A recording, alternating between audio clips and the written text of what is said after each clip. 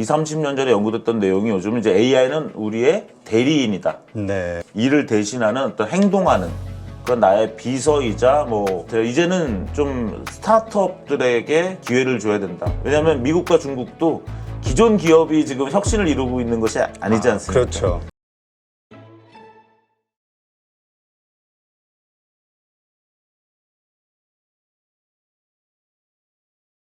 네, 오늘 모신 분은 경희대 경영대 교수시죠. 이경전 교수님 모셨습니다. 안녕하세요. 네, 안녕하십니까.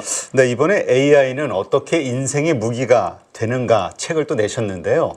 요즘 AI가 아주 모든 생활에서 아주 화두로 떠오르고 있는 상황 같아요. AI를 요즘은 빼놓고는 뭐 아무것도 얘기할 수 없는 상황 같은데 어떻습니까? 이 AI는 개발된 걸까요? 아니면 발견된 것으로 생각을 해야 될까요? 챗GPT에 물어봤더니 이거를 뭐 둘 다 맞다 이렇게 얘기를 했다고 이게 요즘 화제가 되고 있던데요.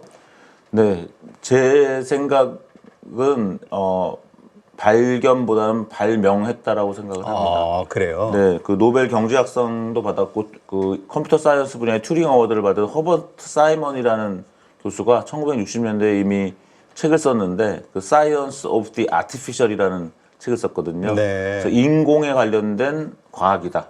그래서 이제 그동안 우리가 자연과학이나 사회과학만 있었다면 이제 인공물에 대한 과학이 필요하다고 얘기했는데 사실 인공지능은 말 그대로 사람이 만든 것에 더 가깝다고 볼 수 있습니다. 네.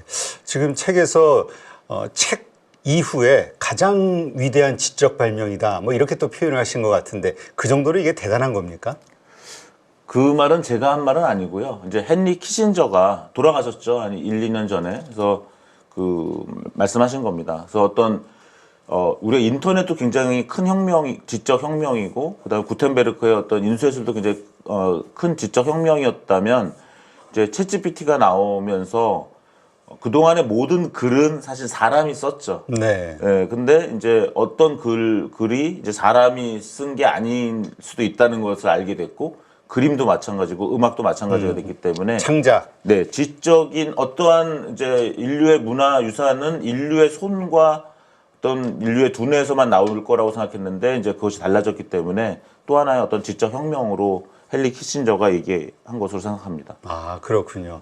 아, 진짜 요즘 뭐 이 AI를 빼놓고는 저희도 하루에 챗GPT 사용하는 게 한 수십 회 되거든요. 네네. 그럼 빼놓고는 없이 어떻게 살았지? 네. 이런 생각이 들 정도예요. 네. 워낙 많은 곳에서 제가 활용을 하다 보니까 시간 전략도 되고 이게 많은 일상생활에서 이렇게 퍼지고 있는데 어떻습니까? 비즈니스 모델을 통해서 삶을 바라봐야 된다 이런 표현을 하신 것 같은데 어떤 의미인가요?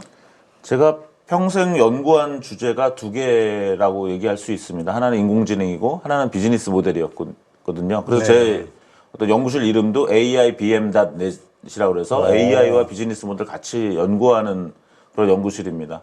이제 AI 시대에 많은 사람들의 삶이 바뀌어지고 그것을 우리가 경영학적으로 얘기하면 비즈니스 모델이 바뀌는 거죠.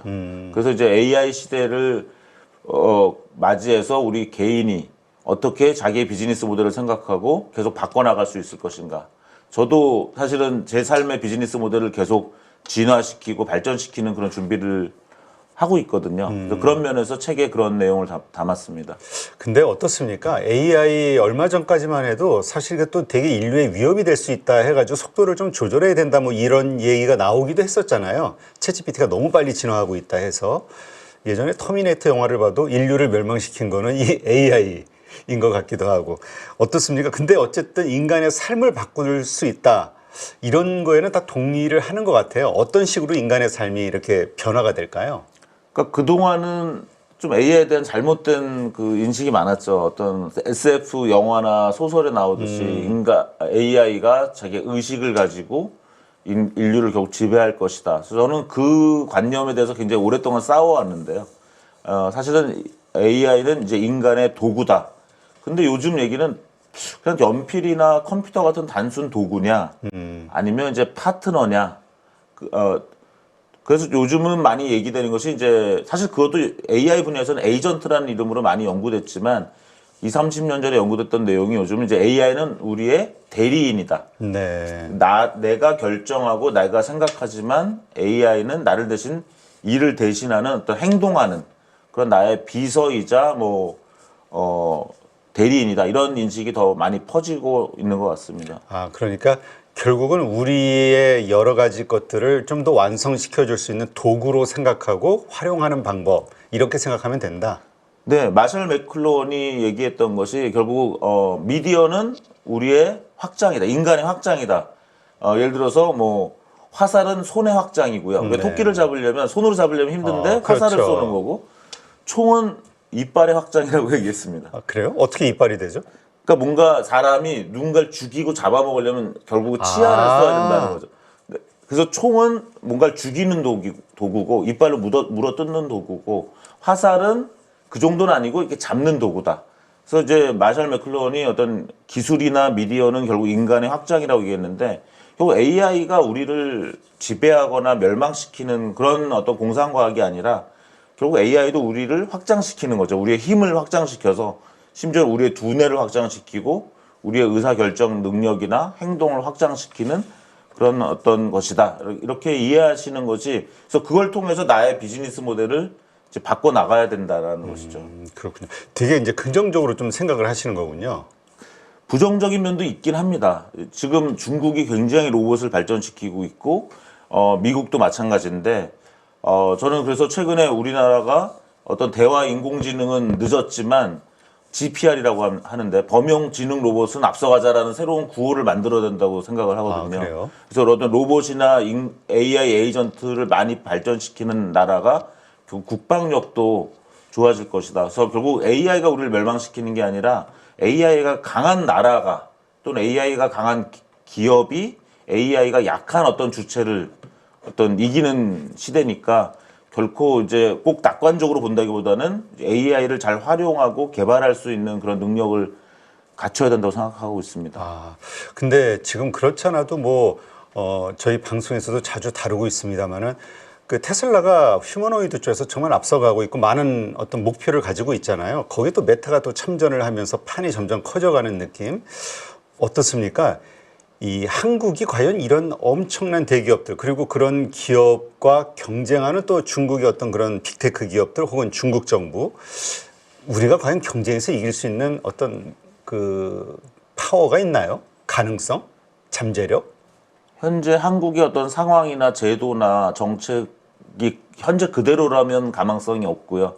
우리가 옛날에 박정희 시대 때부터 열심히 했던 그런 어떤 정신이나 그러한 노력이 다시 한번 부과될 수 있다면 가능하다고도 생각합니다. 왜냐하면 한국은 소프트웨어만 있거나 플랫폼만 있을 때는 좀 약해요. 네. 네, 하지만 한국은 보면 현대자동차나 삼성전자 같은 제품이 있을 때 뭔가 힘이 있습니다. 그러면 단순히 AI 에이전트, 챗GPT 할 때는 너무 소프트웨어고 디지털 플랫폼이기 때문에 아무래도 미국을 이기기는 어려운데요.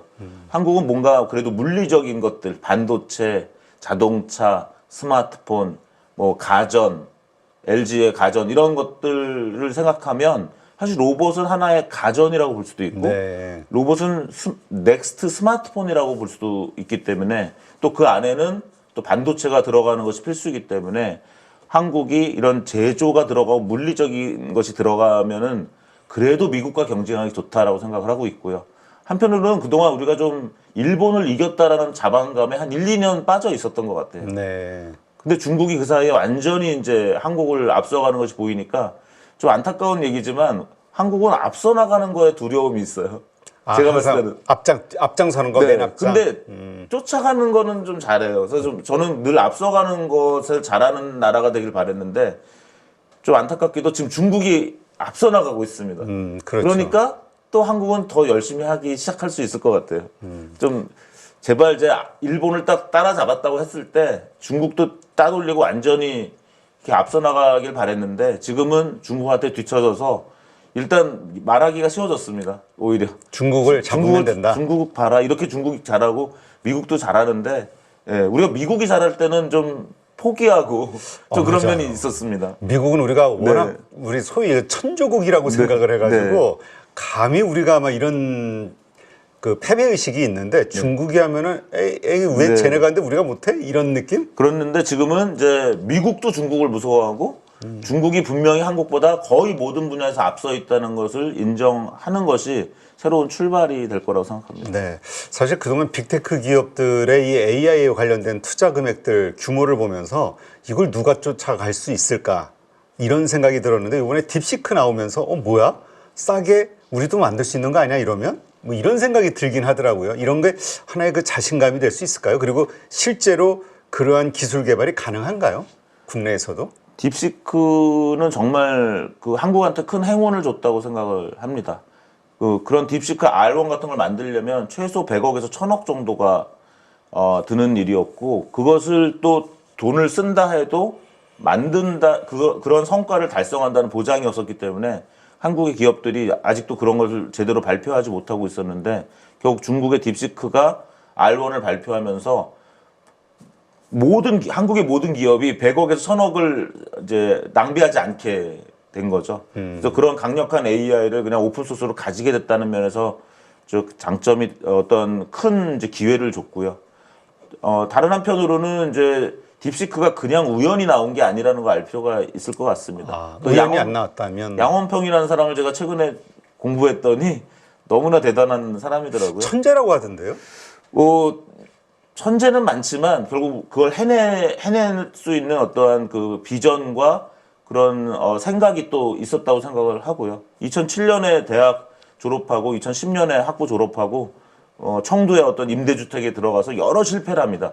스마트 팜도 해보고 여러 가지 AI에 대한 확신은 2008년 대학 다닐 때부터 대학원 때부터 갖고 있었는데 그걸 가지고 여러 그 시도를 하다가 결국 한 6년 실패를 하다가 2015년에 퀀트 회사를 만들고 한 20조를 운영하는 회사가 됐다가 중국 정부가 또 퀀트를 또 규제하니까 그때 이제 결국은 세상 사람들이 가장 궁금해하는 AGI 개발을 위해서 이제 회사를 또 설립했다는 거죠. 그래서 단순히 한 것이 아니라 그 사람을 좀 공부해 보니까 아직도 더 공부가 필요하긴 하지만 상당히 중국 정부의 어떤 정책과 대학의 발전, 그 2000년대 초반부터 중국은 대학을 거의 미국 대학 수준으로 바꾸기 위해서 굉장히 노력을 많이 했거든요. 네. 한국의 대학은 많이 정체돼 있었지만, 그래서 그런 여러 노력이 축적돼서 결국은 양원평 같은 그런 천재가 나왔고 그런 기업이 나왔고 그런 기업이 제 생각에는 우리가 몰라서 그렇지 수십 개는 될 것 같아요. 중국 자체에도. 네네. 그만큼 중국에는 뭐 인프라 전공한 혹은 그런 프로그래머들이 워낙 많다고 생각을 하잖아요.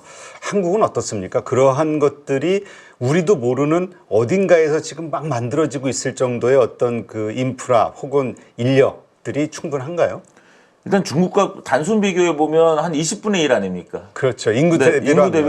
예를 들면 이번에 그 양원평에 나온 절강대학, 지장대학, 뭐 저장대학 이렇게 불리지만 제가 갔었거든요. 한 10년 전에. 거기에 어떤 기숙사가 우리나라 대충 강남 아파트 단지 같은 느낌이에요. 그래요? 좀 과장한다면. 그러니까 기숙사가 동이 몇 개 이렇게 서 있는 게 아니라 엄청나게 큰 아파트 단지. 그만큼 학생이 많다는 얘기군요. 학생도 많고요. 그런 대학 자체가 수십 개가 있는 것이고 결국 그럼 20대 1 최소로 잡아도 20대 1의 차이가 나고 있고 오늘도 제가 오면서 뉴스를 봤더니 지금 AI 상위 20%의 연구자가 새로 배출된다고 봤을 때 중국이 40%가 지금 배출되고 있습니다. 그래서 어떤 양적으로 그다음 중국은 이제 미국을 이기기 위해서 그 방법론을 AI로 세운 지가 벌써 10년이 됐죠. 2015년에 AI 굴기를 선언하면서 계속 그것이 국가 정책적으로 이제 갔다면 한국의 경우는 뭐 서울에 있는 대학들이 어떤 컴퓨터 사이언스나 AI 관련 정원을 늘리려고 해도 어떤 그런 수도권 억제 정책이나 이런 여러 가지 평준화 정책이나 지역 안배 정책에 의해서 제한을 받았던 그런 상황이기 때문에 그런 제한은 지금도 이루어지고 있기 때문에 상당히 한국은 그동안 좀 민주주의가 너무 많이 실현되면서 좀 많이 움직이지 못한 부분도 있는 것 같습니다. 좀 아쉽네요. 지금 돌이켜보니까. 근데 그럼에도 불구하고 우리가 충분히 말씀하신 대로 이제 중국을 따라잡을 수 있다. 아까 표현을 하셨는데 이러한 열악한 환경과 인프라에도 인력에도 우리가 그럴 가능성이 있습니까?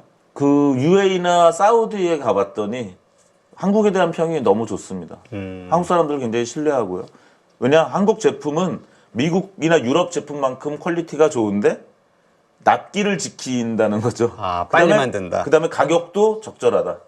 근데 미안하지만 중국은 가격은 싸지만 퀄리티가 좀 떨어지고 납기를 좀 안 지킨다. 약간 그런 인상이 되게 강했습니다.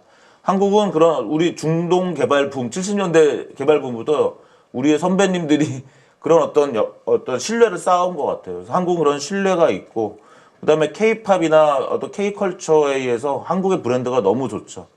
그래서 한국이 잘한 것도 지금 있습니다. 지금까지 그런 신뢰를 쌓아왔고 그런 어떤 브랜드를 쌓아온 것은 분명히 선배들과 또 젊은 어떤 그 문화인들의 어떤 기여라고 볼 수 있는데, 좀 더 노력을 한다면 그다음 삼성전자도 있었고 LG도 있었고 현대자동차도 있었던 것처럼.